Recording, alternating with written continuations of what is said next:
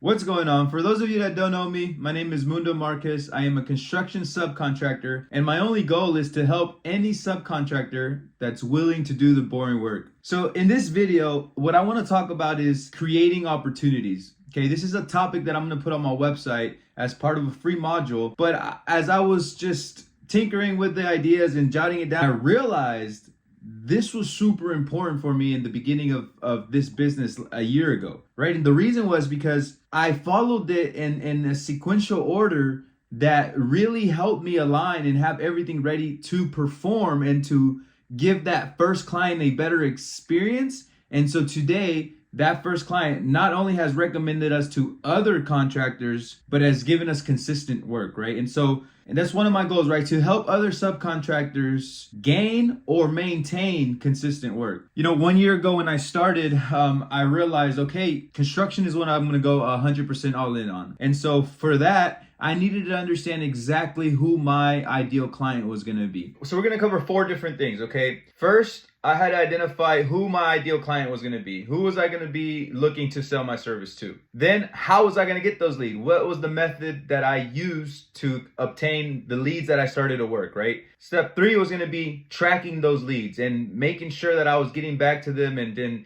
just understanding how I was going to get that lead from an initial response over to the last one, which is an opportunity where I would then have to figure out how to set our prices. All right. So your ideal client, like identifying who you want to serve, is just super important in my opinion, because in the past businesses that I've had, right, I feel like that was always something that I didn't think of till after I had the product, after I had the service, whatever it may have been, after I had what I was going to exchange for money. After I had that, then I started focusing on who my client was. And this time around, you know, I really wanted to just take my time with it and be exact on who I was going to target, because I had low funds, because I know that I didn't have money towards marketing. And so for that reason, I started saying, okay, well, if I'm going to be in construction, then I have to decide whether I want to target more residential or more commercial work.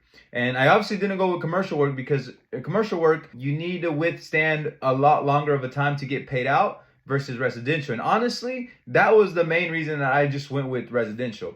But being within residential, I knew that then I had options, right? Because I could go residential volume, which are going to be like tract homes, and you know, these bigger companies that have a lot of volume. Or I could go high-end custom homes where the work was going to be a lot harder, just because, you know, one contractor may only do 5 houses a year. And so that would take a lot longer to get into that relationship, because they're more than likely already connected with people doing the trades that I'm offering. And so these were the things that I was starting to think of. Now, when I was thinking of those two, so I said, okay, I'm not going to go tract homes. I'm definitely going to focus only on high-end residential. That's all I want to focus on. And so that was my choice. But then entering that, we had one more filter to do, right? And that was whether I was going to target homeowners in the high-end residential areas, or if I was going to target general contractors in the high-end residential areas.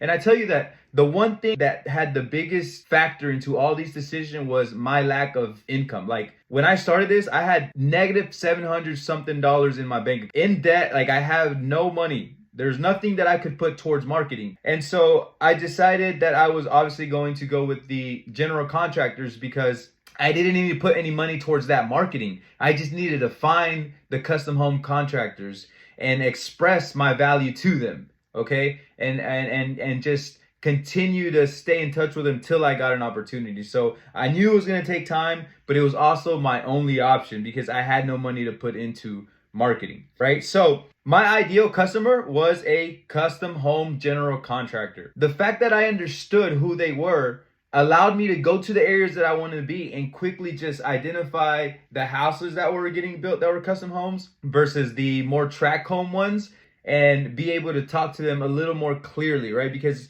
the better you understand your client, the clearer your communication is going to be with them. Okay, and it was at this time too that I started realizing communication is a theme that's continuing to come up, right? Because if I'm going to convert one of these signs that are out in the yard over to somebody responding to me, there's communication that has to happen there. Whether it's a phone call, an email, pulling up to the job site and the supervisor happens to be there, whatever it may be, I had to understand that I needed to know how to communicate to this high-end residential general contractor. And so during this time, when I wasn't getting any work and when I didn't have any leads, when I wasn't driving around collecting billboards and pictures and contacts that I can call and nurture, then what I was doing was I was researching and studying general contractors that were already making content and seeing what qualities were they looking for in subcontractors. There's so many general contractors out there who literally make YouTube videos that say what I look for in a subcontractor. And I started just searching those as keywords, and I found endless general contractors who were doing millions and millions a year that started repeating the same thing. They wanted communication. They wanted clean job sites. They wanted bilingual people on the job sites, right? All this stuff made it easier. A subcontractor that was ahead, that gave them a schedule to follow. A subcontractor that picked up the phone and was accountable. All these little things started popping up, and so I started getting a better idea of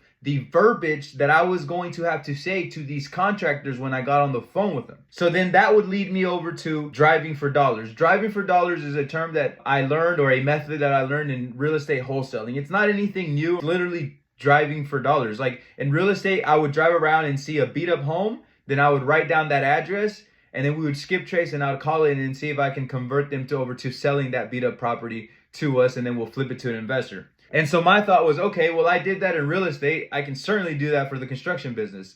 And that's what I did. I went to the areas that I knew, took pictures of the billboards, and started calling them. Driving for dollars for me was the only option, because back, like I said, I was, at this point, I was working maybe 2 to 3 days a week just to get enough to be able to cover my gas, so that I can continue to drive around and keep calling them. Driving for dollars, I mean, it was the free marketing. For me, that's what, again, I go back to the same thing, right? A lot of these decisions for me were made because of my lack of income and my lack of funds. So I had to take the longer route, and I'm super grateful for it now because I learned so many small things. And these are the ones that I want to teach you guys. At the end of the day, what I realized that driving for dollars, not only was it free, not only did it make me be uncomfortable getting back on the phone and calling strangers, not only did I have to study and learn their language to speak it to them in the first 30 seconds of being on the phone so that I can gain their trust and they'd be willing to hear me out, but it also creates momentum. And what I mean by that is that one of the pros, the biggest pros that I got from driving out to these job sites was that more often than not, I actually found somebody on the job site. And whether that was another subcontractor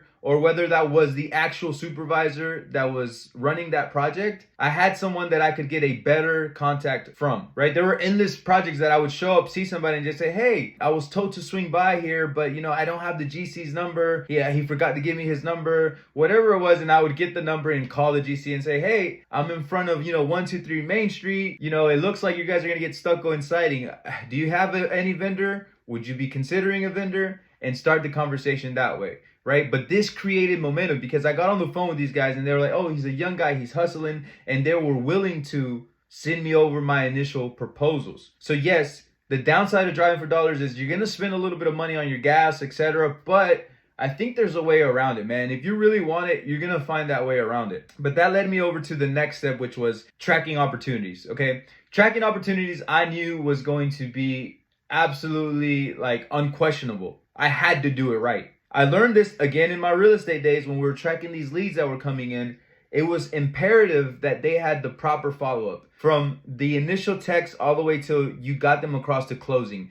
Every one of those mattered. Every one of those left an impact on one person, right? And I started seeing, without consciously realizing, that we had great word of mouth because of the amount of detail that we put into every one of those steps, how frequently we were reaching out, and even just the language that we were speaking to them to go ahead and start prepping them and guiding them towards the transaction that we wanted to see happen. And so my thought process and my sales knowledge from real estate was being converted into tracking these contractors that I was talking to. And that's one of the important parts that I want to point out, is that the follow-up process that I follow, I follow at the beginning with the company and with their main point of contact for estimates and proposals to the opportunity itself that they send us, all the way even to getting reviews. And it's because at the end of the day, they're all the same thing. You're still trying to prove your value to somebody, and all you're doing is having great communication. So, for example,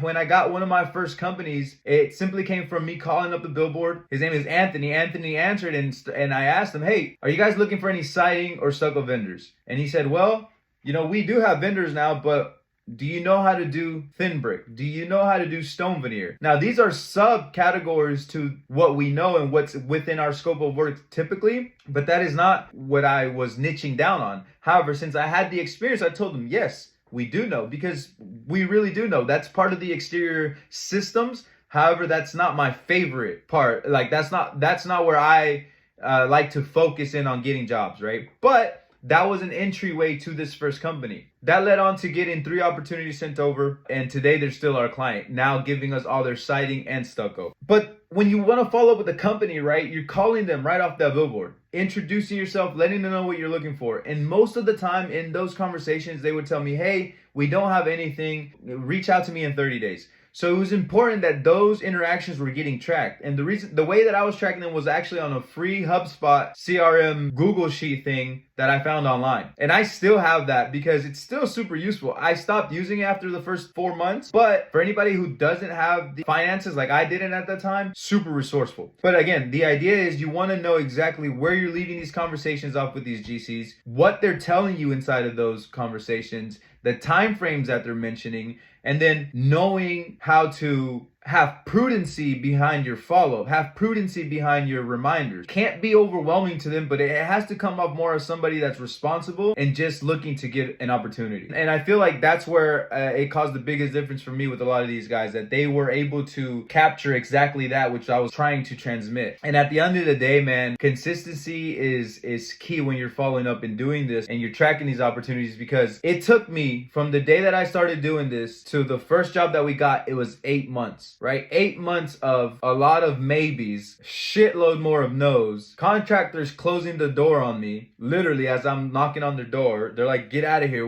I don't want you, stop soliciting." And I'm like, dude, okay, whatever. That was funny. But being willing to just completely go through all that paid off so much, because from January to about July, absolutely nothing had really happened. Stagnant, a bunch of maybes, like I say. And then all of a sudden in July to the end of the year, we had sold over $500,000 worth of signed work that we were going to have. Obviously, a lot of that trickled into this year because, contractors are planning 2-3 months out, but it was just very motivating to see that work. But again, I go to say consistency is key, man. You got to believe in what you're doing. You got to be willing to do that shit for a long time. It's boring as hell, but you know what? Boring, the more boring it is, the more you can trust that no one else is fucking doing it. And so if no one else is doing it, that means you're going to win by default. And the crazy thing about it that I realize is that, yes, it's boring because it's so simple. It's literally looking for emails online, sending messages to those emails, tracking that email 2 weeks later, seeing what happened. Did they respond? If they didn't respond, sending out email number 2, having these templates where it's boring work, man, but this is the shit that's making the biggest difference for me. Today, the word of mouth, the way that everything is growing is absolutely crazy, but it all started with these simple processes. Getting back on track a little bit, after I knew exactly who I was going to serve, after I did my driving for dollars and started getting my first leads to nurture, after I started tracking those leads and finally got the first couple through to getting blueprints sent to me, I had to figure out my pricing. And setting your prices is something that I think,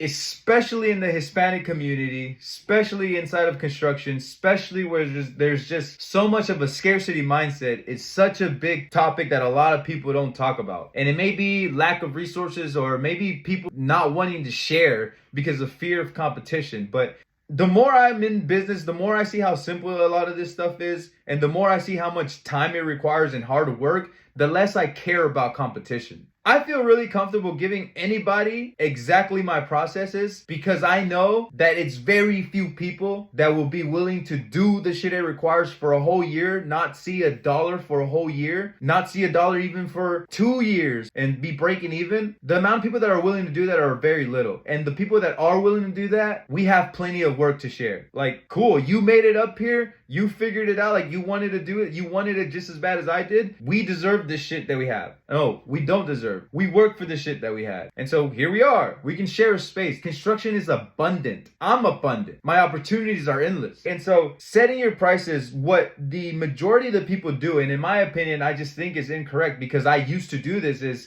start to study the market. So you start to see, what are people offering for siding services on Facebook Marketplace? And you start seeing people charge whatever they may be charging, right? And you say, okay, this guy charges, I don't know, let's say $15 a square foot. This guy charges $5 a square foot. Like, why is there such a huge difference? But then all of a sudden you see 2 or 3 that charge right in between there, $10 a square foot. And you say, all right, so what I'm going to do is then I'm going to be priced right there at $10 so I can compete. And then if you're anything like me, even just, bro, I can still probably afford like $9. So maybe I want to be super competitive, right? Because I'm just starting, and I'll just price it at fucking $5, just like the other guy. And I just want to get my first job so that I can start to compete. And what you're doing is you're doing yourself a disservice, man, because you're already saying that your work, your accountability, your communication, your project management, everything that you're willing to put behind your service, you're valuing it at a low rate that's already subconsciously translating to yourself that you're about to be doing work as, like, you're going to be your own company's employee. There are no margins in setting your prices like that for you to grow and really scale if that's what you want to do. The way I thought about it was, okay, I need to understand what the heck my overhead is. At that time, what was my overhead? My overhead was simply labor, and everything was being done in-house. I have no marketing.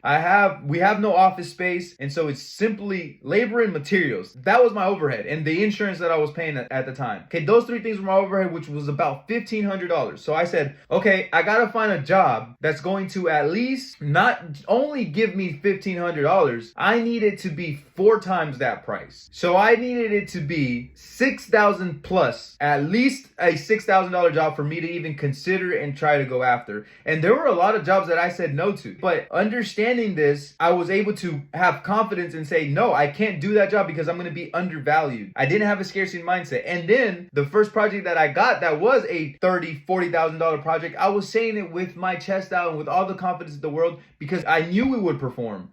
I knew my dad's over 20 years of experience in this industry would not let me down. I knew that I would be able to sell. I knew that I would be able to get them to close. I knew that I was capable of building relationships. I knew that my sister was capable of sending out invoices and doing all the office clerk work. She has the experience in that. She has 10 years in that. My dad has over 20 years in the construction, and I have over 6 years at the time in systems and processes and sales and marketing and nurturing these kind of leads. And so I said, this is going to be my price. I didn't set my price by the price that everybody else was charging per square foot. I set my price by knowing my overhead and knowing that I needed to make an average of 50% net profit at the end of the job after my overhead. That's how I set my prices. And that's what was able to give us enough to grow the way we have grown in a year. We're currently closing in the 500,000 that was pushed over from last year. And so you can start seeing what kind of growth this will continue to have if I just simply stay and consistent to these 4 things, which is understanding who my client is, bettering my marketing towards that specific client. So now instead of driving for dollars, I'm emailing, because now if I'm here and I'm emailing and I'm doing the boring work of finding this email and I'm doing the boring work of emailing them every week, it's giving me more output for the input. Right now, I know exactly the verbiage that the client wants to hear or that causes a response from them for me to nurture for the next possible opportunity. I know that so well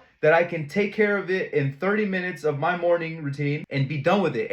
And do that one time on Monday, and for the rest of the week, I have opportunities trickling in from 10 emails that I send out. I'm not bullshitting you. This is exactly what I do. Now, yes, am I ready to go to that next step? Yes. Now I can actually do that, not only Monday, but Monday, Tuesday, Wednesday, Thursday, Friday, and then have opportunities trickling in into the next week. And then it just starts becoming this overflow of new leads and opportunities. Then it's just my system's capacity as far as nurturing and managing and automizing behind that influx of leads that is going to be consistent. So there are all of these steps in business I start to realize that are all very simple. So simple that they're boring. And they're so simple and boring that it makes them extremely hard to stay disciplined to. I mean, these are literally the same exact steps that I took to start to come across our first 5 clients, which are still our clients today and have been responsible for the growth that we've had up to this day. So on the next video, I'm going to get deeper into how to properly follow up with each one of these opportunities to get them across the finish line. All right. So literally from the first email, phone, text message you send out to getting a signed agreement for the subcontracting work to fulfilling that work, right? And making that client's experience with you seamless, leaning heavily on communication. So that is a follow-up process in and of itself that is very intricate, but once it clicks, it becomes second nature, and it's the one thing that has been benefiting us more than anything else. It's just been that constant communication that derives from very good processes and systems around following up. So I hope you enjoy. Peace.